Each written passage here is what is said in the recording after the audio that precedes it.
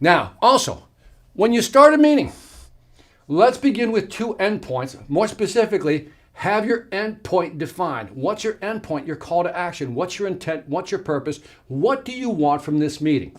If you get on a call and you don't have an endpoint, your call to action, I call it, then you're going to waste your time. See, what happens is, think of an airplane. If this is the beginning of your presentation, right? And that's my crazy airplane, right? I didn't say I was an artist, okay? So it's like clouds. Okay. Anyway, the plane lands like this, right? That's your endpoint. This is your call to action. What's the call to action? That's what you're going to ask them for.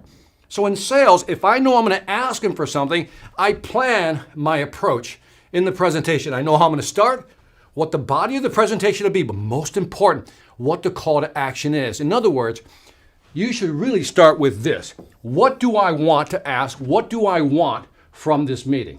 And then you basically build your presentation backwards. Let me give you an example of how I build presentations.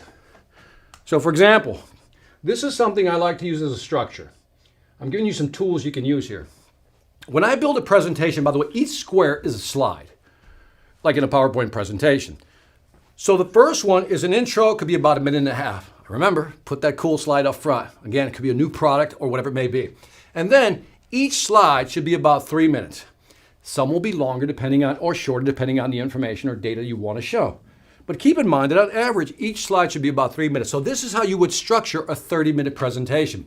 Now I highlight 30 minutes because in a virtual conversations, what used to be done in 60 seconds should now be done in more like 30 minutes. And people will commit to 30 minutes. But notice what I'm going to define. I'm going to define right here my call to action. What do I want? What do I want to ask at the end? And then I can work backwards and actually build the body of the presentation.